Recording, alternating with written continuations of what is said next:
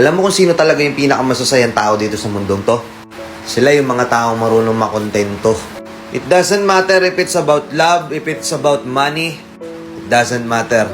Mga taong marunong makontento. Sila yung mga taong marunong i-appreciate yung mga small things na ino-offer o binibigay sa kanila. Pansinin nyo, bakit madalas hindi naglalast yung relationship? Kasi we always want more. Gusto natin, yung partner natin, kaya niyang gawin yung ginagawa ng ibang mga tao. Na ibinigay na sa atin lahat pero kulang pa rin. We always want more. We don't appreciate those efforts na binibigay sa atin. Hindi tayo nagiging kontento. Kahit sa pera, madalas nga pinag-aawayan niya ng mag-asawa. Especially kung isa sa kanilang dalawa materialistic pa. Kapag nakuha mong partner hindi marunong makontento, nako, patay ka. Kasi kahit anong gawin mo dyan, kahit gawin mo yung best mo dyan, inubos mo na yung sarili mo, binigay mo na sa kanya. Wala nang natira sa'yo. Kahit anong gawin mo, kahit gawin mo lahat yon, hindi yun magiging enough para sa kanya. Totoo, di ba? Ngayon ikaw, tatanungin mo yung sarili mo, saan ba ako nagkulang? Tangina, nababaliw ka na, hindi mo na alam kung anong pagkakamaling ginawa mo. Lahat naman binigay mo. After all the things that you've done to that person, marirealize mo na lang one day, nakatulala ka sa isang lugar, iniisip mo kung saan ka nagkulang. Kapag ganun yung nakuha mong partner, sorry to say, iwan mo na lang. Kasi kahit anong gawin mo, naubos ka na't lahat, hindi ka enough para sa kanya.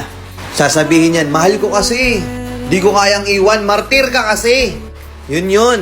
Pero isipin mo din yung sarili mo.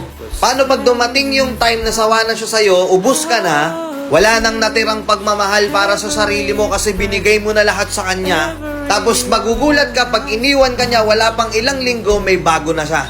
May bago na siyang uubusin. Sabi nga nila, pag nagmahal ka, wag mong ibigay yung 100% mo. Magtira ka para sa sarili mo. Kasi pag dumating yung time na binigay mo lahat yung 100% mo dun sa taong yun at iniwan ka, paano ka na? Paano ka magsisimula? Inubos mo na lahat sa kanya. Good luck kung makabangon ka ulit. Sobrang swerte mo kung makakuha ka ng partner na marunong makontento. Na kahit minsan dumadating ka sa punto na walang-wala ka, nandyan pa rin siya para sa'yo. Na kahit minsan dumating yung time na ikaw naman yung wala, siya naman yung magpo-provide para sa'yo. Kapag dumating sa'yo yung taong yun, yun yung ingatan mo. Yun yung wag mong sisirain. Wala nang masasaya pa sa senaryo na kapag nagbigay ka ng effort dun sa tao, maa-appreciate niya. Nakikita niya lahat ng sacrifices mo. Hindi yung kapag in-explain mo sa kanya lahat ng sacrifices mo, babanatan ka kagad na nanunumbat ka. Sasabihin niya sa'yo, isusumbat mo sa akin lahat yan? Sakit nun, di ba?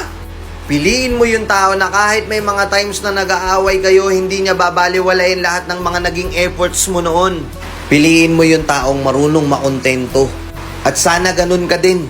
Kasi kung ikaw yung tipo ng tao na hindi marunong makontento, kahit anong gawin mo, kahit anong bilin mo, laging may kulang sa pagkatao mo.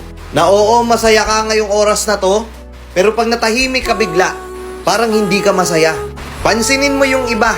Hindi sila ganun kayaman, hindi ganun karami yung pera nila. Hindi perfect yung partner nila, pero masaya sila. Kasi marunong silang makontento sa buhay.